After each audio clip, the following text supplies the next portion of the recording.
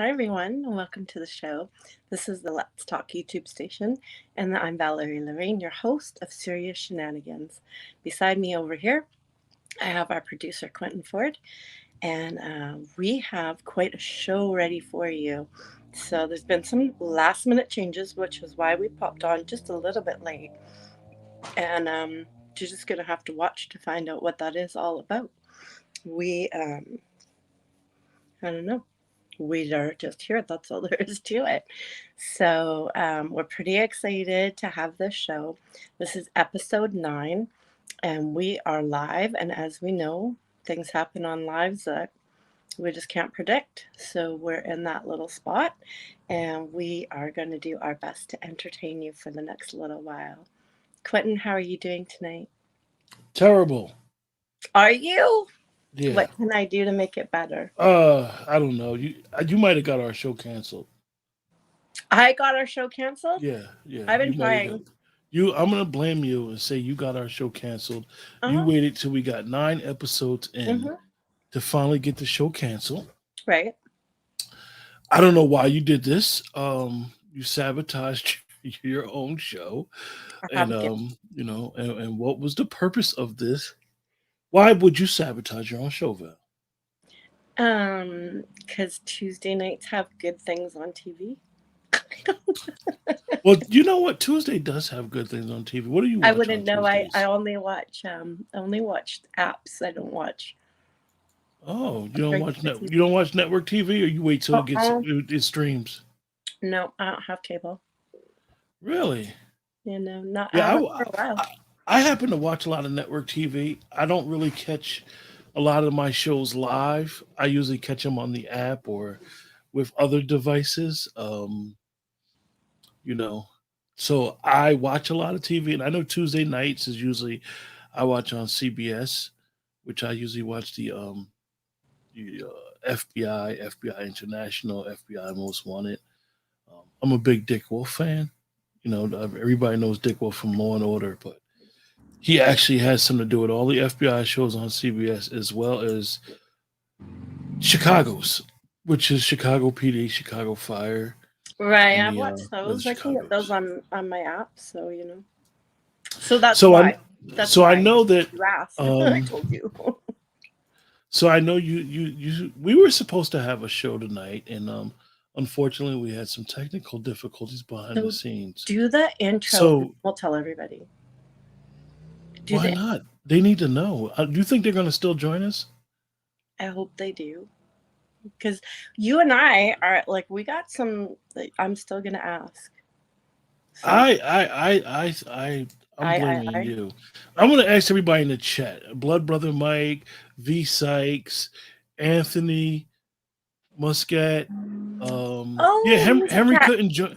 Henry couldn't join us. We had some technical I difficulties. know, and we're so And Paul, I'm disappointed. gonna ask you guys, who can I blame for Val? She sabotaged the show today. I didn't. It's not my fault. He couldn't get on. It's like it has nothing to do with me. Blood Brother Mike, the backup show. Val, what's the backup show? So I am going to get you to do um the intro, and then we're going to start, and like Blood Brother Mike and everybody else out there, you can watch me like dance around the whole time. Oh, so you got something for everybody, the backup I show. always have something. I always got something like. All right, so after we do the intro, we start the backup show, and then Right. everybody in the chat can tell us who could we blame for today. Yeah, you can do We that. can't blame Henry. We just gonna blame. I already Henry know. is not blamable. No, no, because it's technical difficulties. Technology is something. We'll talk about that. We'll Right, discuss that. exactly. Yep.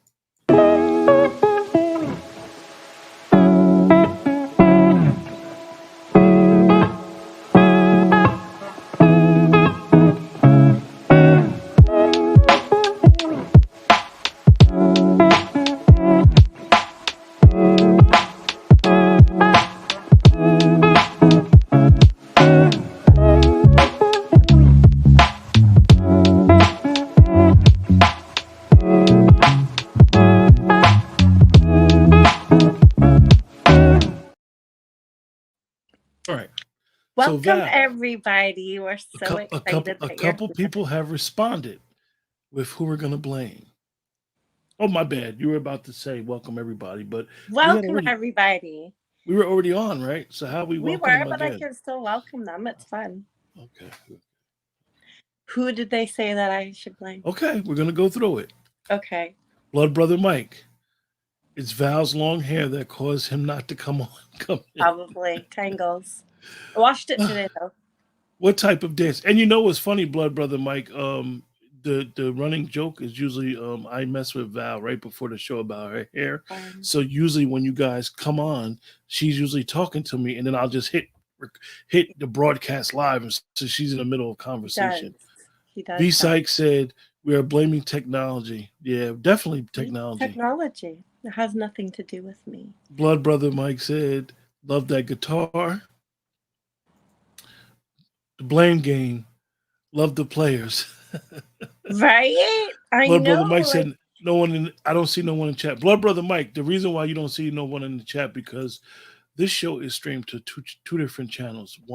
Two different YouTube channels. So you can't see anyone in the chat. Actually, I can within the next week or two, I'm going to be able to put the chat on the screen, so oh, you will see every comment that comes up. So that's one of the good things about technology.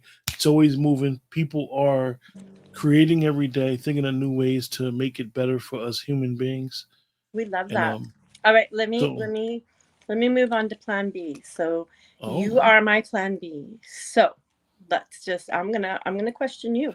Plan B is a political. That's in the political argument. It's debate. It's in Roe versus Wade. They always talk about Plan B. I mean, now you're dealing with American politics, Val. You call me Plan B. You're my plan B. Oh, okay. Okay. So Quentin, tell me what makes you Henry X the great person we know. Huh? Those are questions that I have prepared for tonight. Oh, What makes I was teasing. What makes Quentin the great person that we know? I don't know about all that. I just try to do what I do. I just try to do what I do. Um that's all. I like doing this. I like conversations. I like you know what's funny, Val? I really like people who don't agree with me but know how to express their disagreement, and then we can have a real conversation and get different point of views. Um and it allows for me to grow with other people, um, and allows me to look at it from a different lens because I believe that we all see things different. Anthony, my Instagram is Let's Talk 1931 at Instagram.com. So that allows me to be able to learn. I think everybody should be learning. If you're not learning, you're gone. You're in the ground. So Well, I and think you know, every day it's we true. should learn. Diversity is really important because if everybody and if everybody likes us, if everybody agrees with us, if everybody like, I mean, where's the challenge in getting to really know somebody? I think Anthony asked me for my IG handle because he might think I'm a poet. I'm not a poet. So you're not a poet, but you are a wonderful critique of a poet. And like, anyways, You that think I'm? You know what? I try not to really critique poetry. I think I've been in the last 3 years. I have been exposed to you guys poetry on a bigger scale, probably than most, because I have allowed myself to listen to different forms of poetry, and I always will say that I will compare poets to a lot of rappers because I was around some musicians at one time in my life, and I say that because you have all types of cliquish stuff in the poetry realm. Um, I don't necessarily think it's cliquish. I think that um, just like in any community, right? You have people that you connect with. So I would say that it's certain poets that you connect with their work more so than others. So they become your innermost community. And it's My funny. experience. It's funny why I say it was cliquish, right? The reason why I say it's cliquish is because poetry is very. I appreciate that, blood brother Mike. I appreciate that compliment. It's cliquish to a point where it's regional. Um, it's about who you align yourself with and what type of poetry. I know I'm one of them type of people. I like to hear poetry that makes you think. I love thought provocative stuff, not so much politics sort of stuff, but thought provocative stuff. Things that make you think outside the box. Things that make will challenge your values. Like Hmm. water's wet, but why we can't drink salt water, but we could eat the fish that's in the salt water. So I like a lot of things metaphorically will be like, oh shit, This is a you really good just question. Like, technically, why aren't fish salty then? it makes you think, right? So and I used to work in I have some seafood background, so that's what made me think about that. But you got to be able to think outside the box. Um, I do wish that a lot of the poets that I've been around, and I'm just saying, I do wish they just supported each other. Definitely on these platforms because with virtual poetry outside of performance poetry, which with performance mean you're right there with the person. That's what I mean by it, right? With virtual poetry, it's a little bit harder. And the reason why is because you're talking into a camera. Hmm. So a person may not have the confidence of the crowd. And you don't have that response that as people would say the energy. So you may walk in a room and you could be in a down mood, but you got a performance. You walk in that room and they just lift you up. You might see that one person in the front row that Yeah. knows Val that you'll be like, oh shit, I didn't know you were coming. Now your whole energy shifted. Okay. Opposed to with performance And poetry. and I agree, but but I also think that you become well versed in. So there's a few challenges, right? Like, I mean, okay, so I have to hold my device because I'm not good at memorizing my poetry. So, so I have to hold my device so I can't be as emotive as sometimes I would like to be. But if you are good at what you do, and I'm not saying that I necessarily am, what I'm saying is when I watch people, what I've observed is that if they're good at what they do, they know that they can't just read their poetry. They have to put some emotion into that, because if they're not putting emotion into that, then they're leaving something off of the table. It's almost like not spicing your food. And I as had we a discussed, friend like, of mine. fish does need a little bit of salt sometimes, right? Absolutely. I had a friend of mine that was a poet years ago. Years ago we were good friends. We just haven't been in contact. This was What'd you do? 2000 about 2000 about 10 years ago. And he was a poet. So I had already knew about some poetry settings in Jersey. So me and him had a conversation. I asked him about his book. I bought his book. It was actually the first book of poetry I ever bought. And he was older, right? Okay. But he was livid of people splitting poetry and spoken word. He hated that people split them up. So I didn't know, and I didn't know much about the difference or if it was a difference, right? But I'm learning through virtual poetry, it is a big difference. So, I mean, there is and there isn't, right? But I mean, there can be, because there's some people who they can't Hey, pull off. you guys in the chat. I don't mean to cut Val off. Val, excuse me Yes, you for cutting do. you off. But you guys in the chat. Valerie cannot see the comments on the screen unless she really focus in. So I I'm I gonna can put them kind up of there and I leave them can alive. read them. Blood brother Mike said you're talking about him. I know, right? I always am. So what were you saying before I rudely cut you off, Val? I don't know.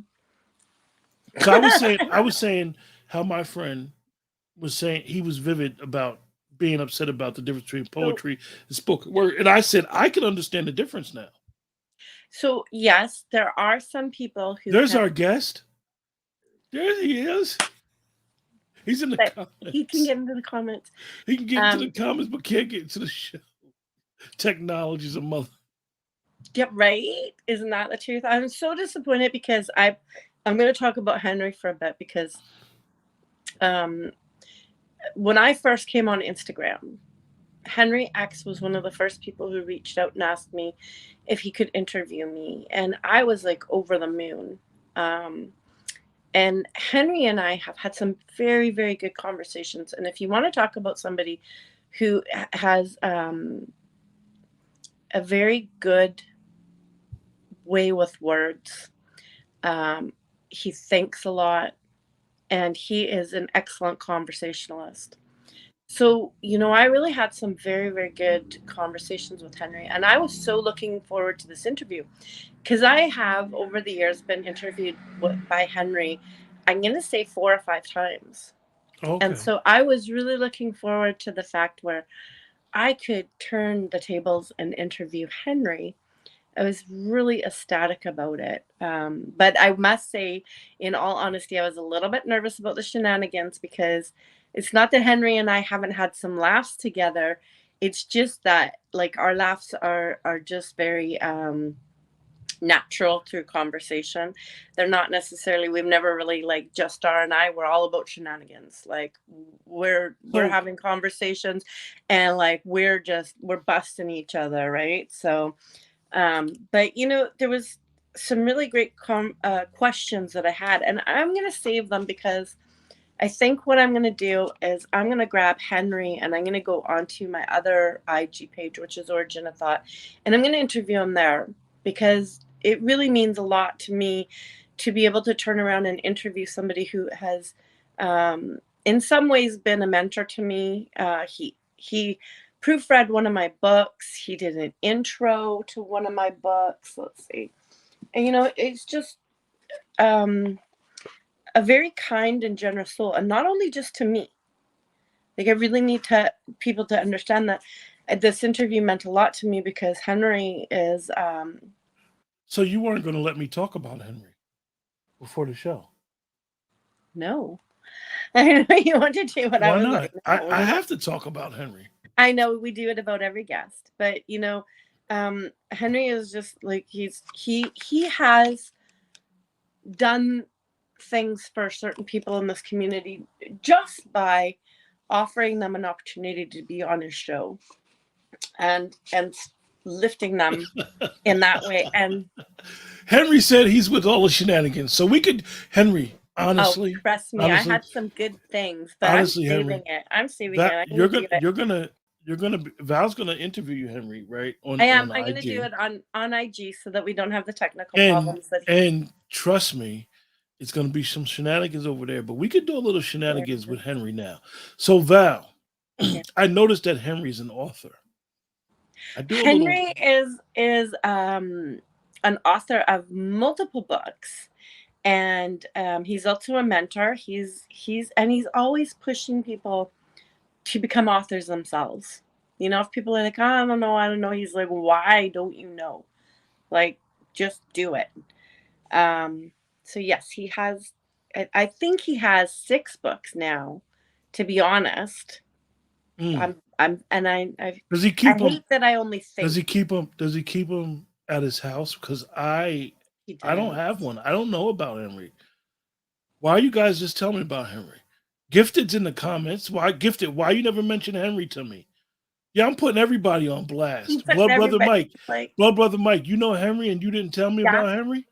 down the Henry. But we've tried to bring Henry on the Mm. show before, and it Yeah, didn't work we out had. then either. I was just hopeful that some time had passed and that technology was going to be a little bit nicer to him. But He said he leaves people crying with the shenanigans. And blood brother Mike said, "Did anybody order the wings?"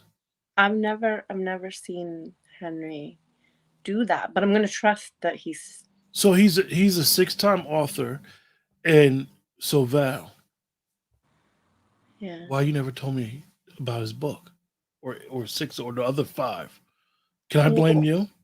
no, because we opened up that chat and I got him to send links to his book. So Gifted never mentioned him neither, and Gifted's been on the show plenty of times. Well, we're talking about Gifted. I didn't give her the opportunity to talk about other people. Like, so, okay, so in the way that you're speaking about this, everybody who comes on the show, I should be like, so what do you think about Henry? No, if they And know Henry, if they know Henry, it's Henry. you gotta you Henry, you have to pay it forward. If he's this, and I'm not saying that you're not telling me a story. He's this dope individual, dope poet, dope gentleman. Even though he's from Dearborn, Michigan, that's a shot. He told me he was from Detroit, but he might be from Dearborn. But you guys, you introduced me to this beautiful poetry community. You guys are warm. Everybody has shown me love, so I would expect you, Val, to be telling me about this man. Well, you did schedule him on the show, so why'd you wait till episode 9 to get him on the show? He should be jealous. Why? You have to, like, warm up. I didn't want him to. I wanted. Okay, how to explain this? I wanted. I mean, there's a long list of people who I would like to interview, and so it was nice to be able to warm up and get my feet wet and get my footing in the show before I brought on people who I felt like would be maybe a more challenging interview for me. Like some people, I don't know how to explain it. Like some people, I know them and I get a really good sense of them. And even though I may not know them as in depth, right? Like when you're talking about somebody who is as well versed and has done so many interviews, right? Like, I mean, I can hold my own, and I think that I'm pretty good at what I do. But, I really needed to sit back with this interview. You're laughing at Blood me. Brother Mike is really on you tonight. I I don't know know what you he's did. that way. You must didn't bake them cookies and send him no cookies down there because he is on you about something. He's like, who's ordering the wings? What did you do to Blood Brother Mike, Val? I just was born. He's on you. I know he likes to be. That's Blood Brother Mike, though. He likes to be snappy. Yeah. So, but you know what? Like, I developed some really Hey, what I thought were great questions for Henry X, can you put your website in the chat so I can highlight it so I can know for myself and everybody where we can purchase your books via your website? What's your website? Just put your website in the chat. Yeah, and I highly recommend getting his books because he just has he has a way with words, but his thought process is also very deep. So, as I was about to say, I was very proud of the questions that they came up to ask Henry because I felt that they would take us like into getting him to know much better who Henry X is and what led him to be the person that he is today. And I drew up those questions based on what I know of him and some of the things that I feel that I didn't quite know about him so that we could, draw it further out. And the shenanigans, I really, I made sure they were all new questions, all new prizes, Blood Brother Mike said for me to play the music so you could start dancing. I do white girl dancing, so And Henry said it's all good, Val. When it's our time, nothing will be able to stop it. So our time's going to be on IG because we're not going to let this go by the wayside. This is an important interview to me, and I think that as he says, when it's our time, it's going to happen. But at some point too, and I think Henry would say this as well, and it's probably where our like-mindedness comes in, is that sometimes you have to make things happen. If that's what you want to have happen, you have to make it happen. And we tried. This isn't the first time we've tried either on this YouTube channel, not this show. So, but we're going to make it happen. We're going to work real hard to make it happen. And we're going to do it where he is most comfortable, and the technology is not against him. So we're going to do that. But in the meantime, we're going to promote Henry throughout the show because this was his time. But we are also going to just have some conversations and stuff. So, white girl dancing causes earthquakes. I don't really know how white girl dancing You know, affects. right Right? now, Val, majority of people on the East Coast is going crazy over the wildfires that happened in Quebec the last couple of weeks. The smoke has finally got down to the East Coast in the United States.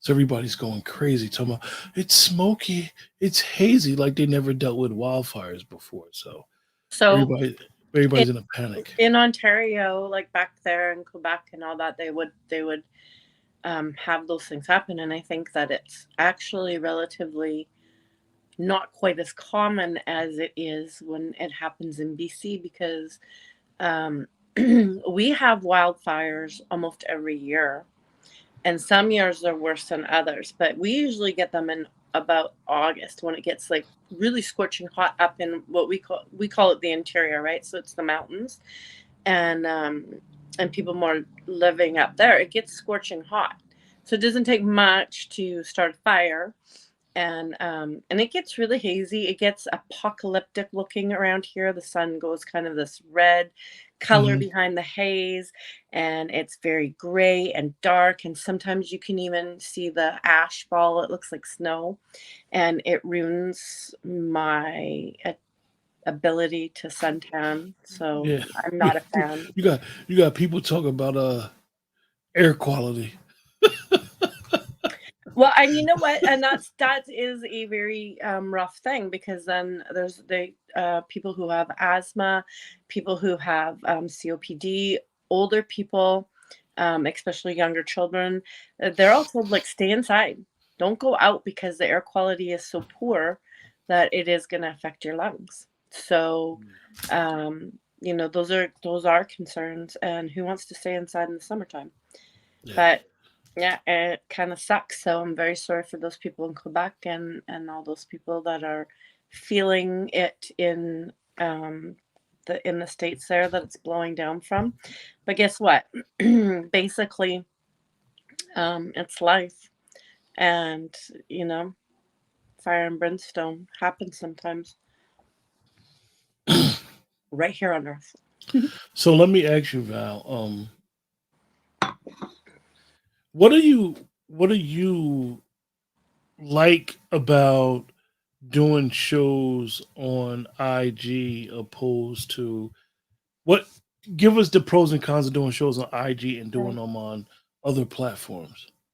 So I have been primarily in IG, right? That's where I started. It wasn't long after I was on, I was doing my own shows, and they became very well received.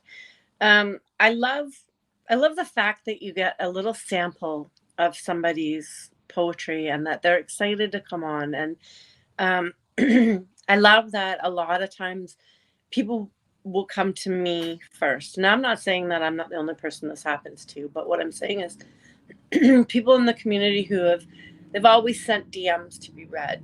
They send their poetry and could you please read it? Could you please read it? And then eventually they'll get to the point where they turn around and say, like, I think I might be ready to come up. And what I love about it is that they're comfortable to come to me. They're like, I'm coming to you. You make a comfortable room. You're very welcoming to everybody. And that's wonderful. I think that poetry is best read by the person who wrote it because now we get to hear the cadence, the inflection where you want it, the way that you read, the emotion that you choose to put into it. Um, and every time after that I read your poetry, I know how to put your voice to that poetry. There's no guesswork there. I can hear your voice. I can feel the energy that you would put into this piece. And when I read it now, I know how to do that. Um, I love it. But the thing that my shows, particularly, I like to be able to spend a little bit of time with people. Unfortunately, what I have to do is I have to push people a little bit through the process because we get big cues. My show is not meant to be, an interview or a chat or any of that. It's like, hey, come on up, tell us what you do, where you are, where you can be found. Read a piece of your poetry. Let us give you your flowers, and make some closing remarks if need be, and keep it pushing. And that's the premise of the show. So it becomes uncomfortable when somebody doesn't want to stay in that premise of the show. But then, I get to enjoy the flip side where I get to bring somebody onto this show and I get to spend time with them to actually do that deep dive where I get to um, explore what I do know about them and find out more about what I don't know about them. Highlight their poetry or whatever else it is that they do, because I know that primarily I brought on poets, but some of my future scheduled guests are not from the poetry community. They are from an art background of some kind. They're artists, and and then I like to chop it up with them in the comedic side of it too, because in my life, comedy is very important, and to be able to laugh with somebody and to be able to enjoy some humor is is just as important as getting to know them and what makes them um, different yet the same within our community. It's our differences that make us attractive to other people. Really, it is, right? Because the fact that we connect on certain levels is beautiful and the connections are important. But what makes somebody different to me, whether it's culturally, the religion, finding out those things and finding that way that we can learn about each other, to me is very attractive. Whether it's in a friendship or whatever way, just meeting and passing, it's very attractive to get to know somebody by finding out more about them, and not in a way that it's like, okay, do I want to know your political views? Do I want to know about your religion, your culture, whatever? You're not trying to change me or convince me of anything. I'm just finding out about you.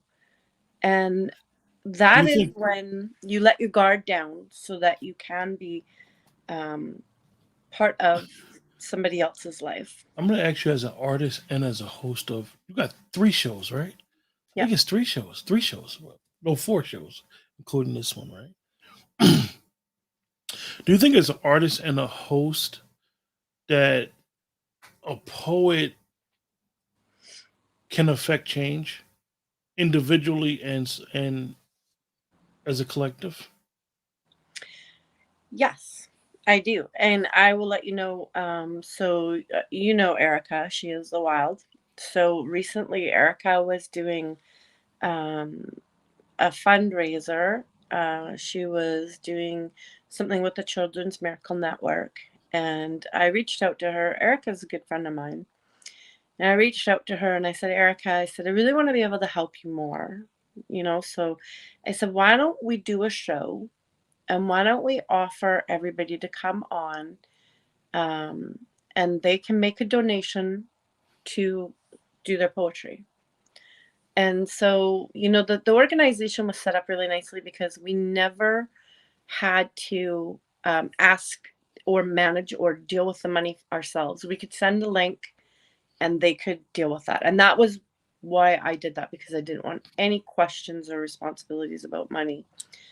So, we were on for just about 4 hours, and we raised $1,400 in the community that night. And that was huge to me because, I knew that people were going to be generous and come on. I knew that there was people that wanted to support. It's children involved, and it's for a good reason. But $1,400 was exceptional to me. But that was one instance. There's a lot of other instances I've seen that are similar. Um, and it shows that people support each other. But I think that poets can support change, and artists in general. I think that they can support change, and I've always said this. I've talked to many, many people about it. I think that the very first thing that an artist needs to do is to entertain people. Because the minute that they entertain people, they have their attention. The next thing that we need to do is share our message, our advocacy, our whatever it is that we're trying to focus the change on. And once we've entertained them and offered our message, we leave that audience member with the thought of, did they make me want to advocate for this as well? But without doing those first two things, we haven't given anybody any information to offer them to want to make some change in somebody's life, even if it's in their own. I have a I have a two-part question. Okay.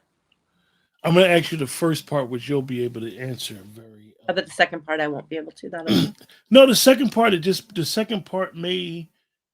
Um, it's more of as a Surprise host. me. Surprise me. Okay. Let me get part one through first. You think artists have a responsibility? No, I don't. I don't think that anybody has the responsibility. And I'll tell you why. So I'm an advocate for domestic violence.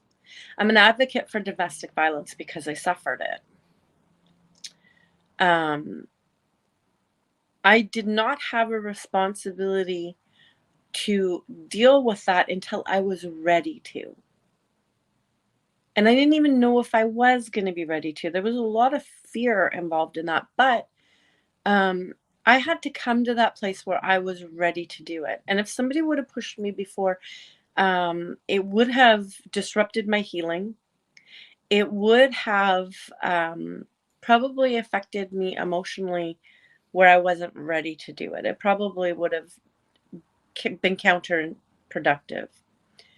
But when artists are ready, when they are ready to do that, and especially if they have, a really big platform, especially if they have, huge followings, I think that they are in the best place to do it because they already have those open ears and they already have people who are willing to follow them and listen to them. So I think that through their art and through their own words, when they're not being artists on stage, I think that they have the most reach and effect. And sometimes um, that responsibility is too much for people. And when was your first show, Val? Your first ever show on IG? Uh, I think that I came on IG. I think on I believe it was March 30th, 2021. And I think that my first show probably happened in, maybe like May or no, sorry, I was gonna say like June or July. I don't know. I would have to go back. Um, Okay. The reason why I wanted to ask you when was your first show? Let's say so. You've basically been doing shows for 2 years, almost 2.5 years. yeah. Um, as a host, when you come across someone who has out of this world talent, the poetry is dope. Everything's dope. They know how to basically, virtually, you can tell if you're in their presence, they know how to work a room. Hmm. And you see all this talent. So, my Hmm. question is, as a host and as a poet, and you see all this talent in another individual, but they're not using it properly, what do you go through? So I've had a lot of conversations with people behind the scenes, and there's some people who aren't ready for any of that. And you don't want to push people to do what they're really not ready to do, because the reality is if you're not ready for it, it's highly likely you're going to fall flat on your face anyways, right? But there are some people who I've encouraged to do more with their own talents, and encourage them to take next steps. And it's a wonderful thing to be able to sit back and say to somebody like, you know, I don't know what kind of support you need. I know that I can give you some of it, and I know that I can put you in touch with some people um, who have more affluence in that type of entertainment area. So if you're ready for that, if you want that, then you just have to let me know. And it's been a wonderful journey to be able to work with people in that way. The So reason why I asked those last three or four questions, because they all tie in with each other, right? I believe that most artists, most people who can create content, I think that a lot of times we look at ourselves as literally what we do. Literally, okay, a poet recites poems, but the actuality is that I believe that they're social engineers. And I believe that when you have the ability that you can shape the what we would say the culture, you can shape the narrative, you can shape the world. And I say that because I see it every day. This is something that me and you discuss a lot right. behind the scenes, where you can see something in someone else and it's like, yo, you just bullshitting with your talent or bullshitting with your art. This is a gift. Some people may Right. not realize it. Like Yeah, everybody no, can't even look at the conversation me and you had a couple hours ago. Some right, people can't even yeah, hold a conversation. right. So I just feel like a lot of times when these Are you type of talking settings, about me? Because you just said when we had a conversation. I'm just teasing you. no, but really, I knew what we were talking most about. I people was can't there. even engage and have be able to have a conversation, I know. whether they agree with each other or not. And I get it because of sociology, where people live, and their prior experiences shape how they perceive what's going on around them. So they may not be able to engage and be in the supermarket and talk about bread with somebody that don't even look like them, and be able to hold these type of conversations. So when I see creators, definitely with social media, what it has made me realize is that I don't think people realize how much talent they have. So it's interesting that you say that, because I think that if we could see ourselves how other people see us, that that we would be in a much better place ourselves to go ahead and promote ourselves, go ahead and worry about what we need to concern ourselves with. I've had lots of conversations with people before, right? Like people don't know how to promote themselves. And I'm like, okay, look, like, they feel, the buzzword narcissistic because they're promoting themselves. I'm like, okay, like, do you ever watch TV and watch a commercial for McDonald's or toilet paper and go, oh my God, there they are again? Like they're constantly on, with they're so full of themselves. No, they're not. That's how you get known, right? Like, there's just certain things that I don't think that people understand. The only people that will really say, and I hate to say it like this, the only people that would really say that you're promoting yourself too much is people that really don't want you to succeed.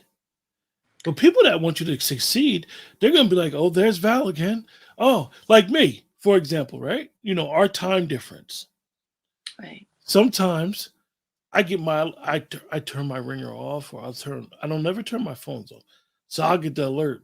Val is live. So Yeah. sometimes I'll come in there just to get the wave.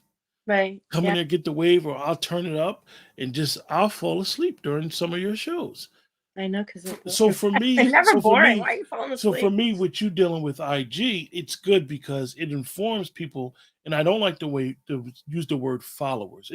It informs your supporters of your platform.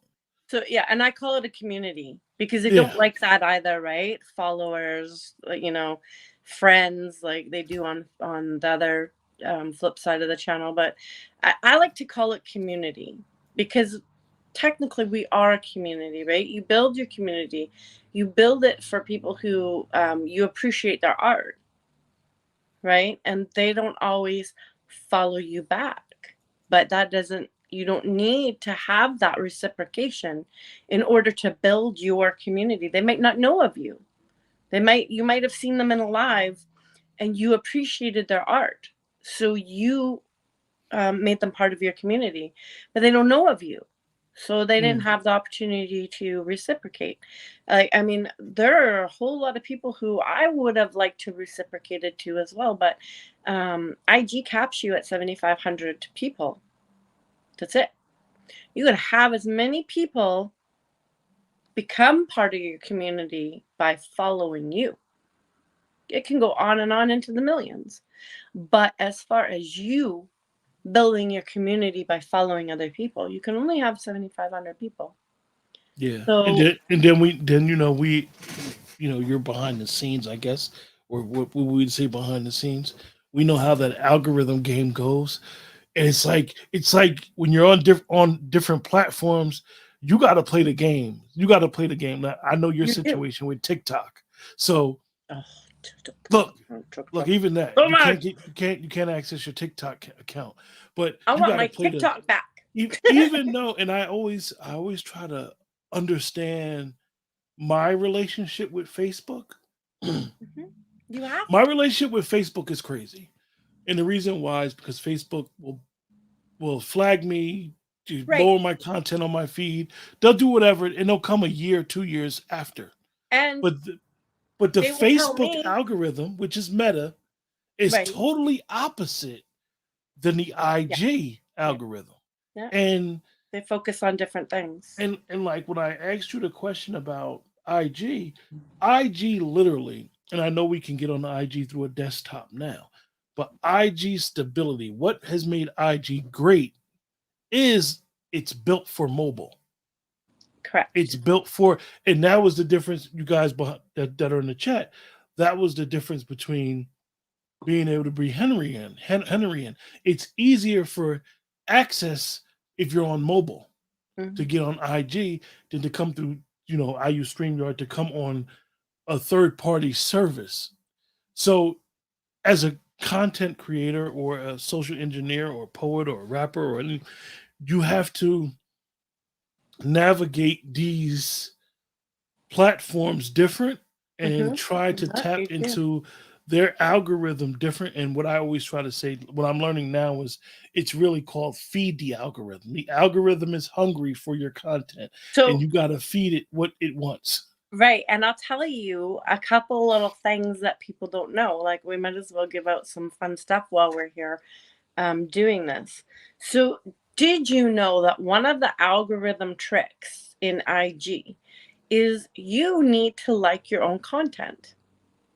This is a very strange thing because we don't often like to like our own content. We want other people to like our content. But if IG, think of it this way, it's this weird little thing, right? If you don't like all your content, your own content, why should IG fish it out to everybody else for them to like? That's it's a very strange little thing. But so, if you see somebody liking their own content, they know what they're doing. And So, and and it's the same way with YouTube. Uh, Actually watching your show and mhm, watching your show within the first hour, um, of clip. liking it, and engaging with the chat. Yeah, The yeah, engagement helps, and then your audience in your chat. What happens is it will show shows like the one they're watching, and then it will right. be like recommended Yeah. recommended stuff, and it's always changing. And So it it's does always change, but there are certain consistent things too, right? Like, so if you are, if you, let me say, I put up a show, right? And people come in and they're like, hey, what a great show you had. So there's two things, or even if it's a post and you put a caption into your post. So there's two things that you really need to consider doing. The first one is that, so I know the words that I'm going to put in my caption of my post or my show because I did it, right?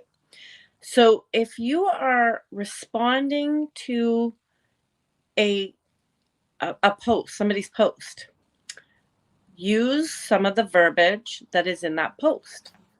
All right, in the mhm. caption, because IG is all of a sudden super excited about that. So a lot of times, because people don't know this trick, is what I'll do is when I answer their comments, I will answer them, but I will also use some of the verbiage that was used in the caption because IG, it's a trigger point. IG is like, oh, they're talking about The the post, keywords, right? using the There's the keywords. keywords going back and forth. So you are now you're expanding where where it's going because they're like, oh, people are talking about this, so there's got to be some good things. We're gonna shoot this content a little bit further. The other thing is that when you are IG considers 4 words a I'm trying to think of the right phrase because this is the first time I can't bring it to mind, but 4 words is a a comment. meaningful conversation. Yeah. That's what Yeah, the meaningful verbiage is. conversation. So IG considers 4 words. So if you do a response to somebody, use 4 words. So it could be thank you, heart, heart. They can emojis are considered a word, right? Or a character. So you could use 4 fire signs, whatever that is. But if you are now what it's doing is it's saying, hey, these people have had meaningful conversation. We are going to start to show them each other's feeds. You have to be able to know a little bit about the algorithm in order to trigger it. If you just know 5 things, then you are now helping yourself immensely. So Blood Brother Mike asked, what are your thoughts on hashtags? Hashtags are vital. Hashtags are absolutely vital. But here's the thing with hashtags. So most people go in and they hashtag things that have the highest amount of content in them. So, like you might see 1 million or 300,000, right? So, I'm not saying that you shouldn't take those up because I do. I use IG Poetry Community, I use a few of them. But what you really want to do is you want to use hashtags that have 1,000, 5,000, 10,000. You want to use a lot of those because the reality is that you're going to stay higher up in their content for longer. Can you imagine? So you go on a grid, just like when you post your own things, you go on a grid within those hashtags. If they're getting a million posts, how long are you going to stay at the top of that grid? I dare you to go look because I've gone and looked. I've gone back and I've been like, so where am I on the grid? I'm already down 30 or 40 screens, right? Like when you're sliding, the width of your phone on the screen, 30, 40 screens in just like an hour or 2 hours. So somebody really has to go and look for your content or be infatuated with sitting in that hashtag and looking. If you're going and you're looking at the ones that have 1,000, 5,000, 10,000, you are staying higher on that grid and more visible for a lot longer. And when people go into that hashtag, they're going to find you really quick. So, One of the things that hashtags are is hashtag literally in social media world, they're tags. right. They're literally tags. So like Val said, when you tag your video to something, you want to have it in a tag, like Val said, it's going to be not of it wants to be you want it to be relevant to the content, number one. True. and then you want it to be relevant to what we would consider a trending one, but it has to be trending up. So, And yeah. go ahead, And Val. the other thing that I strongly suggest that you do is always add music to your content. And when you're adding music to your content, try and find ones that have an explosive amount of people that are popping that reel onto their content. Um, or get something that is like popular in the now. You have to realize that when you make a reel, that reel isn't just going out to your community. Posts go to your community. There's a difference. A post stays only within your community. Nobody else can see it. Now, this is a little bit old because posts are now showing as reels, but a reel goes out to the entire population of people. So, and the better that you do with doing things We're to out here trigger giving the social media. algorithm. We done turned the show into social media advice. Well, you know what? It's always It's something I've it's wanted perfectly to fine, do. you guys. Look, with It's always Val, something I've wanted to do, though. like it's So funny that we even got into this conversation, you guys, publicly, because this is something that Val and we myself talk go through about a a lot. lot. Talk about Yeah, because when you're doing this, you will become the person that looks at analytics, looks at numbers. Within the analytics, you guys, Val will tell you when you go deep into it, it's a certain time when you should post your content. there's a certain time when you should post your content. There are certain things that you really need to consider, right? Have you ever noticed when, if, okay, so there's, before I even go there, I'm going to say this.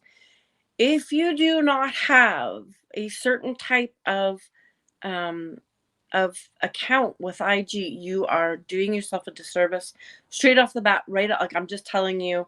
What kind of account, I don't Val? even want to. I don't even want to talk to you about any of the algorithm stuff because you're wasting your What time. But Val? Explain that because you had to I explain was it just to me, about and to. then Yeah, even with the privacy, certain right. privacy settings, when Yeah. I you would tell Okay. me certain things, and I would try to go be nosy and look at Right. stuff to help with Right. the interview process of what we all do. Right. We need to be So able to look at your social So media. the first thing that you want to do is go into your settings. And if you just slide down to the very bottom, it'll ask you if you would like to switch your account up to a business. There's different types of account. You can have a business account, a creator's account, a professional account. It doesn't really matter what you choose in there. I would choose a professional or a creative account. Okay, that's business. It's not going to hurt you, but it doesn't. It's more of if you're selling something. And I'm not just talking about your book. I'm talking about if you're like, hey, I'm not even going to waste the time going there. But those are the two accounts that I suggest that you have. What are the bonuses of it? Okay, well, it's going to help you affect your algorithm and your reach. That's very important. But it's also going to let you look at your insights, which is basically explaining how you are doing. Look, anybody who knows anything about goals knows that if you can't look at how you're doing, you're running around in the dark. You might as well not have a goal because you need benchmarks. You need to be able to say, like, hey, this is where I'm at, right? If let's just say if you're trying to lose weight, you're going to step on the scale once in a while, not to defeat yourself, but you're going to see where you're at. You're going to maybe count calories and find out at the end of the day, like, did I stay in a certain range? This is the kind of things that you need to do about your account if you want your account to be blowing up and getting more views. If you're not getting more views, you're not going to be getting more likes. You're not going to be getting more people joining your community. Like, there's a whole series of things, but So that's the Val, first thing. why? What would be the difference between you promoting serious shenanigans on IG? What would be the difference from you promoting it from 8 o'clock at night to 8 o'clock in the morning?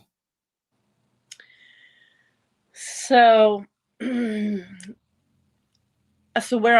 we're in North America, right? So You have to realize that there's a whole, like, I'm going to promote it at 8 o'clock at night. And now you're going to get every single person who is sleeping over here. What about all the people in the rest of the world who are awake? So all those people, like, even if you're like, well, my target audience is like North America. Okay, but while you're sleeping, your reel is still doing something.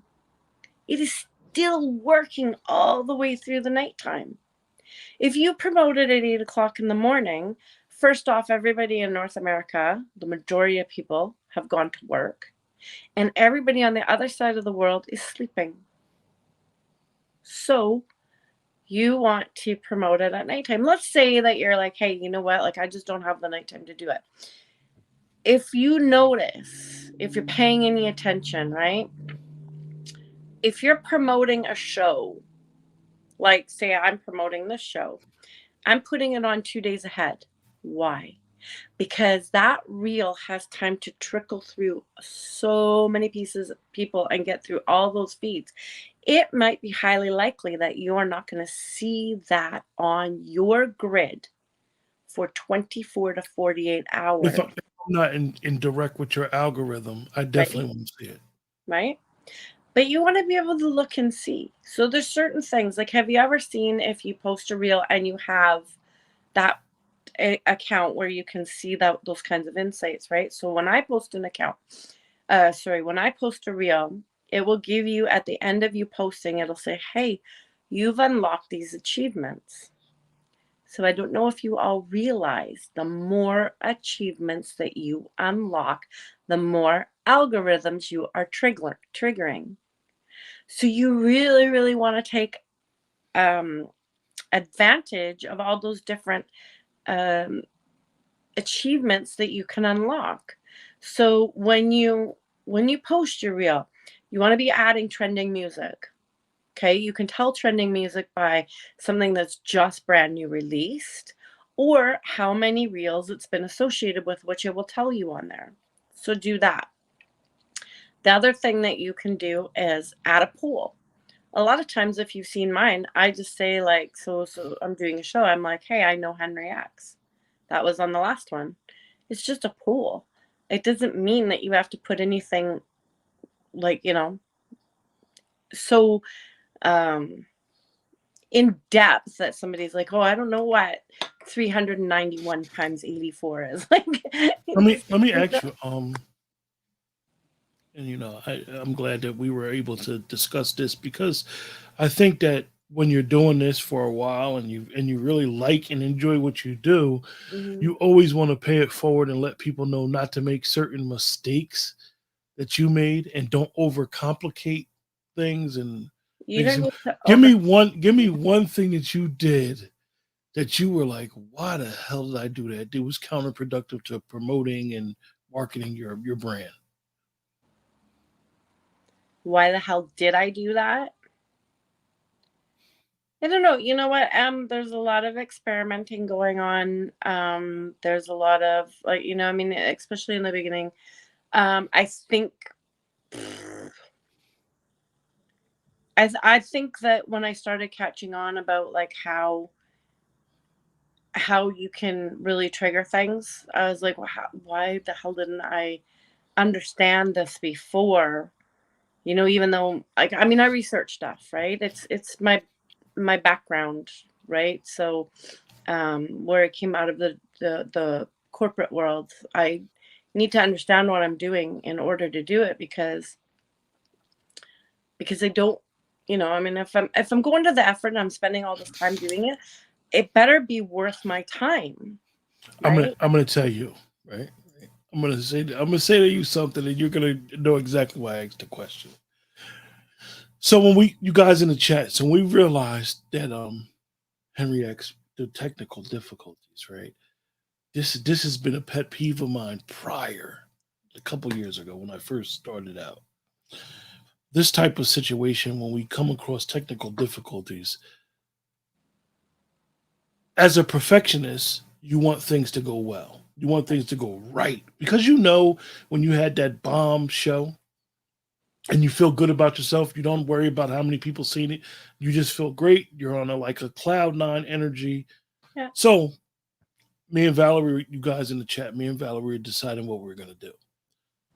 2, 3 years ago, I probably would have been like, no, we're not doing nothing. Yeah. However, what I've learned from trial by error is we have a responsibility to the audience. Right. We do. And like at the end of the day, don't what I've learned, Val, is don't overcomplicate what you're trying to do. Just do it. You know what I mean? Like don't like you know how we could prepare behind the scenes. We prepared. You did all the questions for Henry. I was all on his IG. I had some Right. special things. I was messing with him, and it's like, damn, couldn't get him on. I know. It And was a it's mess like, at this point. yeah, and a couple years ago, I probably would have been like, well, Val, uh, I became with the excuse.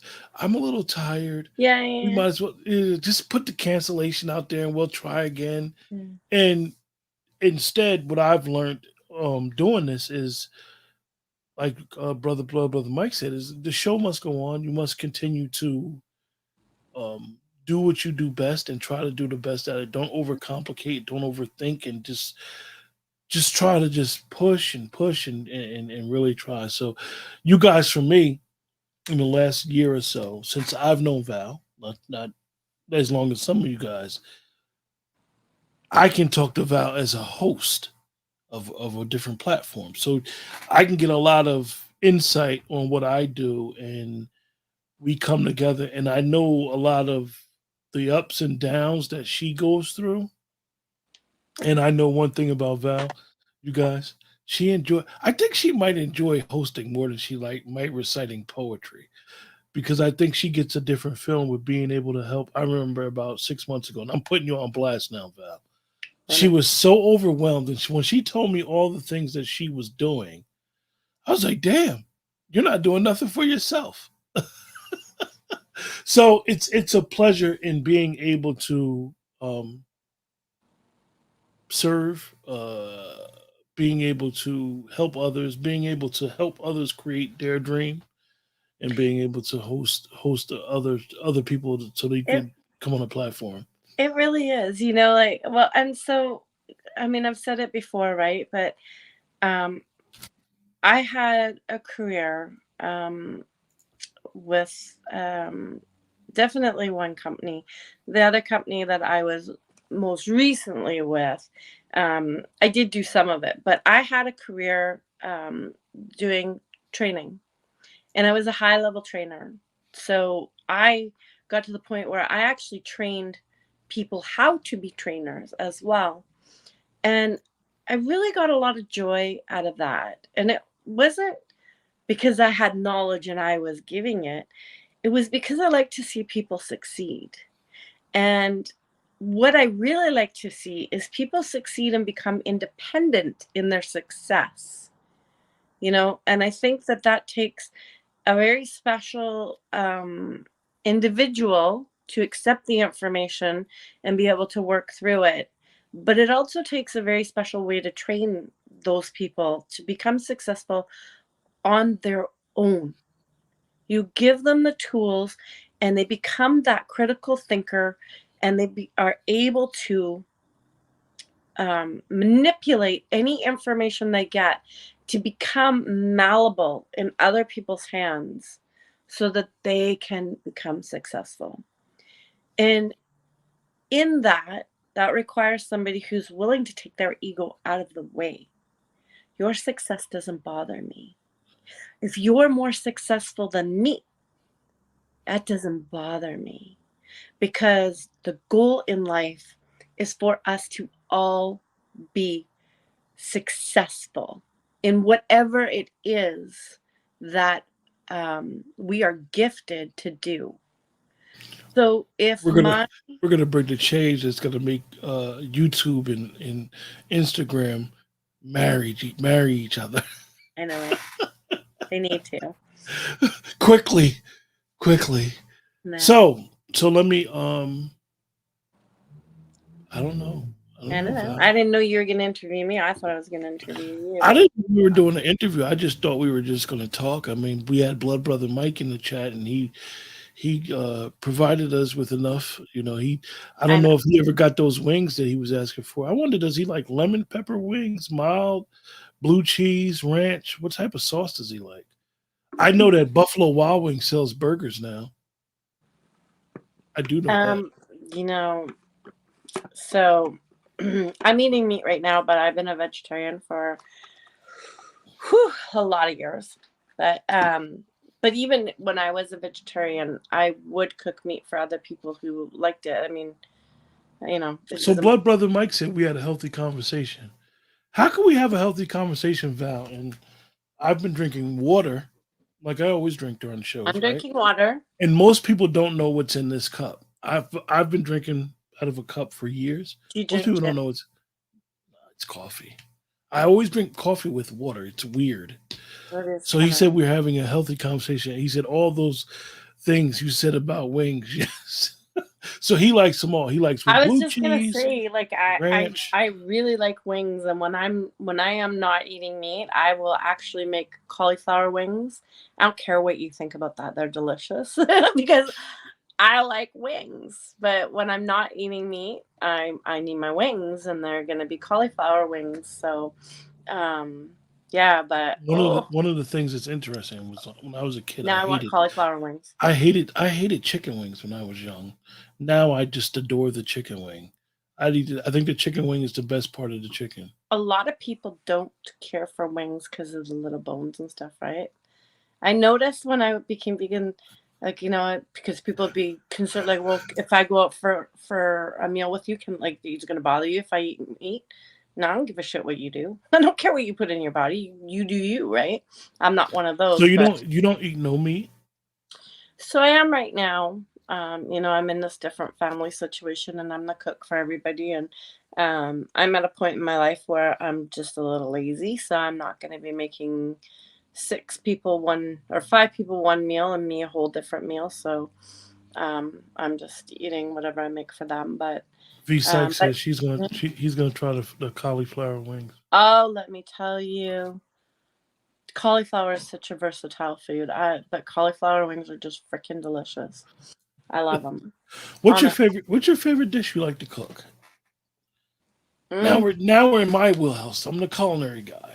so What am I actually. Well, let me see. So if it has to do with me, then I want to make um, a carved prime rib. mm, Just sorry, like it's cooked slow. It like seriously, it melts in your mouth. It is glorious. But if I'm eating, do you know why prime rib is so good? I don't want to know because No, I'll tell you. it marinates. It's so Well, juicy. from my experience in culinary school and then going to learn how to butcher, right there where that rib is, that piece of meat, that piece of meat on the cow, right there, that muscle is the most worked muscle on the cow.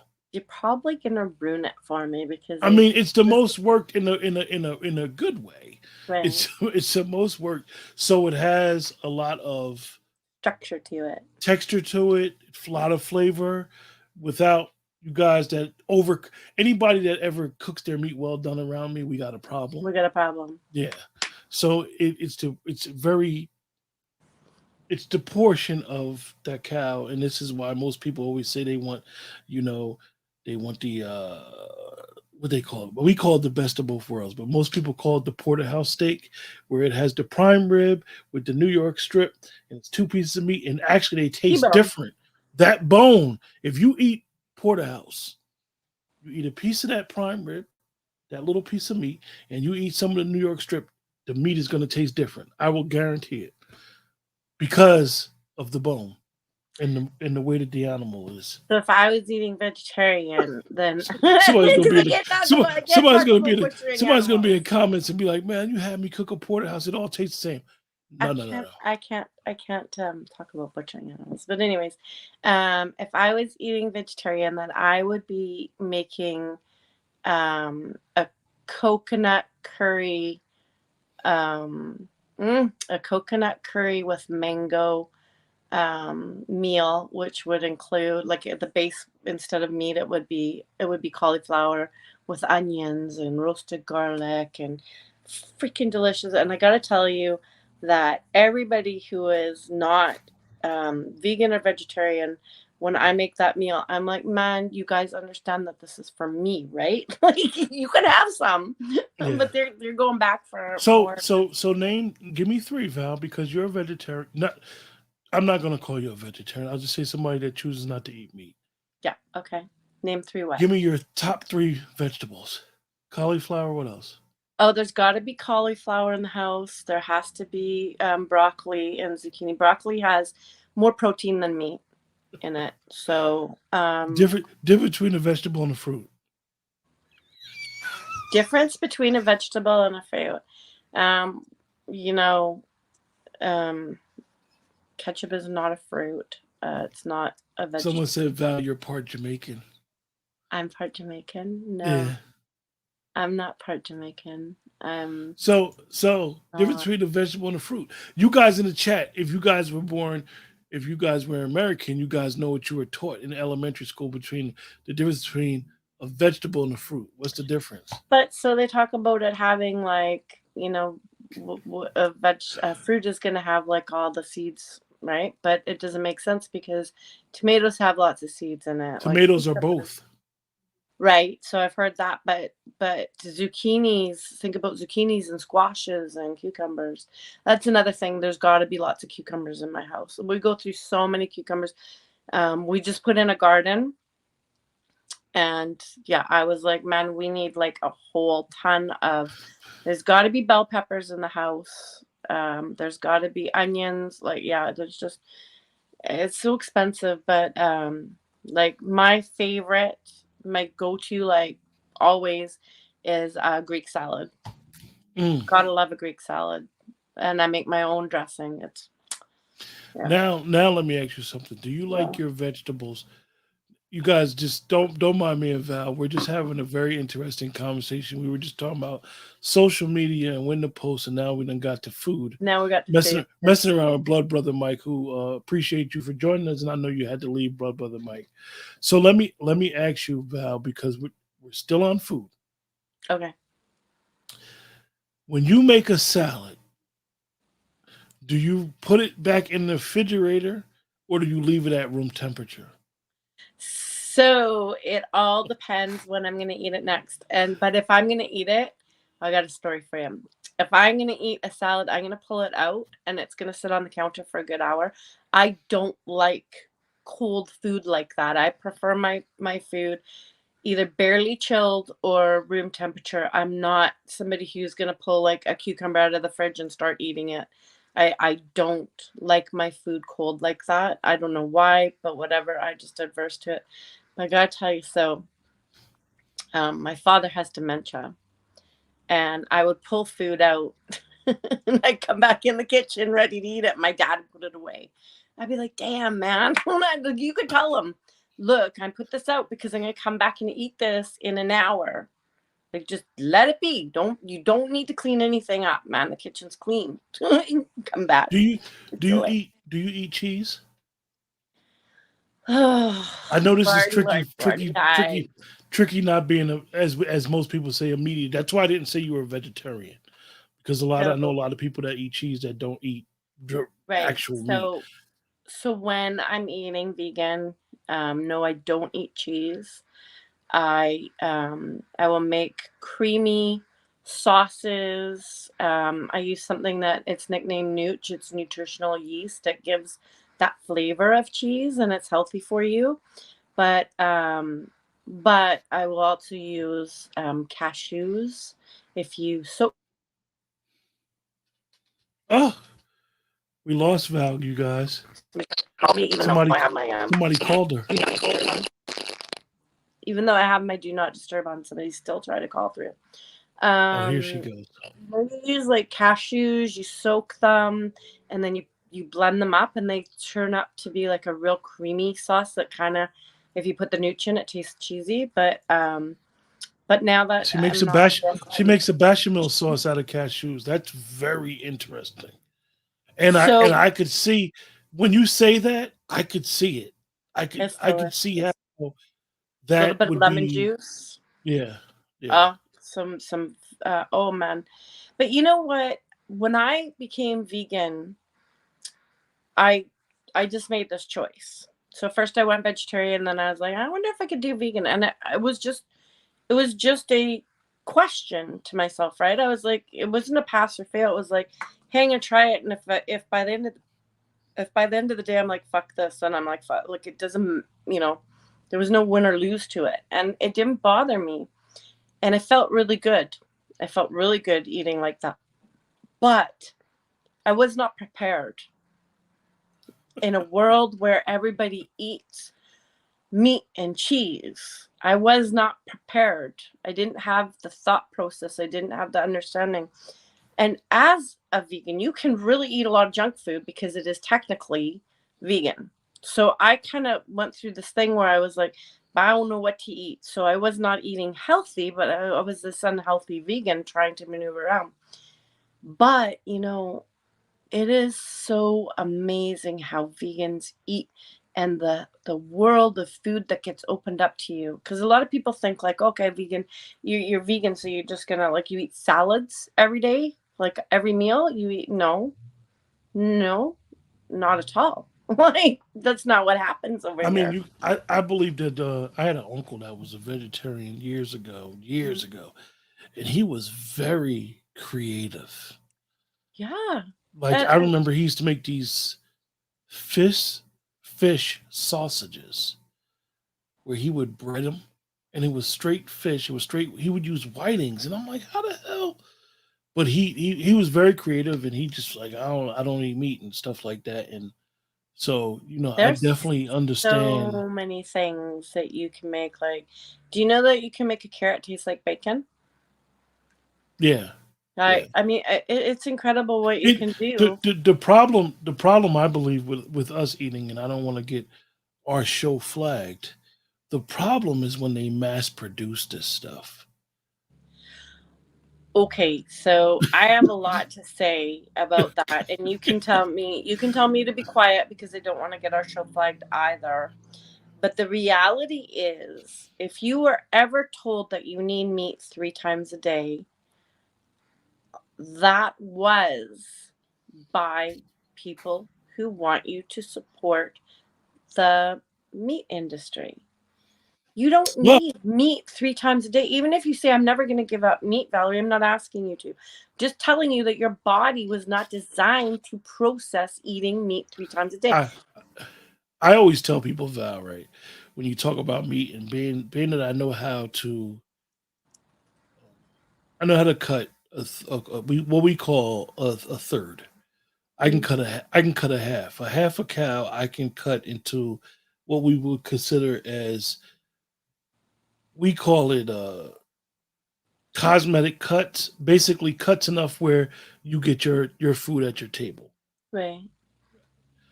However, when I speak about meat, I always say, well, Oprah did a big show on meat years ago and she lost. They sued her and she Hmm. lost. And majority, for lack of better words, for majority of the things that she said in there, she was absolutely correct. Yeah. Yeah. And I she mean, lost. So yeah. that just goes to show of when you go at not just industries, but when you go at people with money and influence, you got to be a little, a little careful. You do. But I mean, I every year I ask my kids what they want for their birthday. I'm like, what meat? Like, I'm gonna make you a homemade dinner, and what do you want? So and two of my children's birthdays are 2 days apart. So so this a couple years back, I just went out and I got this outrageous piece of meat, because it was going to be cheaper, and I cut it down and I got 4 meals out of it for a large family. And I took a roast off of it, I took the ribs off it, I took some steaks off of it, and um, there's a way to do things, and there's a way to be um, concerned. But I just don't believe that even as I am eating the way that I would prefer not to, although I mean it's delicious. I'm not gonna lie about it, right? I was raised to eat meat, but I still have never believed that our body needs to consume 3 meals of meat a day. It's too hard on our systems in the long run. So, but and I also believe that when we take away from, there's so many things that people choose to eat that are bread based or meat based, and I, you take away from your opportunity, like how much vegetables are you really getting into your system? How much fruit are you really getting into your system? But the vegetables are the really big ones, right? But Some of the things are like common. Even when I speak about cooking rice, I'm like, I always tell people like, like when I cook for a bunch of people, I cook the rice, and I'll put it in the pan, and then I'll cover it. It's still cooking when it's hot, right? yeah, So I always tell people, listen, when you're cooking rice, you could put a lot of water in there because it expands. I said, well, if you right, eat a lot of rice, what do you think it's doing in your stomach? It's right. It's expanding. So expanding. it's a Same with very potatoes. very very interesting thing that and really, you know, we didn't intend to get on the subject of our Yeah, we diets, just but talk. something that we need to look at a little bit more serious and understand why we're in the condition that we're in. But Mr. Witz, you did not come in the wrong time. And Mr. Witz, you made a reference in one of your comments because he came late. You did not come late. You missed the shenanigans, but you did not come late. And Mr. Witz, you said you like yams. Don't be telling me you like yams, but you really like sweet potatoes because it's a difference between There yams is and a sweet difference potatoes. between yams and And sweet. most people be saying they like yams, but they really like sweet potatoes. So don't be in here talking about you like yams So why when you don't you really tell people what the difference is? it's a totally different vegetable. It is. So what color typically are sweet potatoes and what color typically are yams? Sweet potatoes are brown, darker brown, and yams are lighter brown, and they're not even shaped the same. I always get people with this because Val, I am a big vegetable eater. Hmm. I can eat vegetables all day. Oh yeah. But I don't like, believe it or not, when people make me sweet potatoes, if you put sugar in there, I'm gonna look at you like you're crazy because It's not needed. it's not needed. It's not needed. It has natural sugar, and for somebody who bakes, I don't even like to put sugar in the pie, but most people like their stuff super sweet, Super. and that's why some of it. Well, I don't want to get into that because then So YouTube will flag us if sweet. we start talking about health issues. Right. So sweet potatoes, sweet potatoes, the ones that have the orange flesh, right? The, you know what I'm talking about? So they you can actually substitute those in vegan baking, right? Because they are so sweet. Another thing that is substituted all the time for butter in vegan baking is avocado, right? It has that rich texture, and amazingly, it does not taste like an avocado when you've got your other things in there. But Oh, we see I'm a lot of telling you, people. you A just lot of don't. people joining us a little later. You guys, me and Val are. What are we doing, Val? Is this We're an just interview chatting it show up. We're or? just yakking for the sake of yakking. We're doing exactly what we do when we talk on the phone. Yeah, When we start to discuss the show, and when we're done with that, we just start blah blah blah. So that's what we're doing. Our lovely Henry X kid had technical difficulties and couldn't join us tonight. So we wanted to honor the fact that people take time out of their lives to come and join the show, and that they were already sitting there waiting because we were trying desperately to give Henry X some helpful hints and see if we could get him on, but so we just decided to yak. So we talked about life, we talked about algorithms. Now we're talking about food because you know I will never be a skinny person, no matter if I'm vegan or what I eat. I enjoy food, so you know it's just the way it is. Mr. And Witt said, "Oh well, bring me in. I feel like cutting up." Well, can you send him the link and he can cut it up? Mr. Witz has an incredible poem about colors. See you guys, Mr. Woods. I would love to bring you in. I think we're Well, just Quentin has to get up at a couple yeah, hours. flowers to go to work. Yeah, and this girl talking about food. This girl hasn't eaten properly today because I wasn't feeling that great earlier, and then just is starting to feel better and get ready for the show. But I haven't eaten dinner yet. So, Val, before we close out, because I know you are a taskmaster, who's going to be joining us next week? So I have Chaz the poet. He was scheduled to come on next week, and I'm excited about it because he is somebody who is relatively outside of our regular community. I enjoy his poetry. He's young. He does do spoken word, so he lives in the IG world as well and shares his reels, but he's also out in the spoken word community, such as Mr. Witz and Coach and Gifted, and a lot of our community is. So I think that they would really enjoy him. And I mean, I know about him, but I don't know a lot about him, so it's going to be really nice to interview him to be able to Great, get to know more about him. great, But my calendar is full up until the beginning of July. So we have, like, this show is, people want to come on it. I'm excited. I have some wonderful people coming on. Not all of them are poets, but they are artists in their own genre. So I'm great. super excited about it. So, appreciate you guys for joining us in the chat. Sure We do. welcome you guys to join us next week at the same time. Hmm. Hopefully, we will be able to, like Valerie said, she will get an opportunity to interview Henry on IG, Yeah, which will we'll be do that very on soon.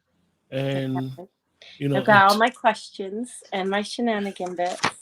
yeah, definitely. So hopefully that interview will go down real shortly. And like I said, appreciate you guys in the chat for joining us. Until next time, We take do. care and have a great night.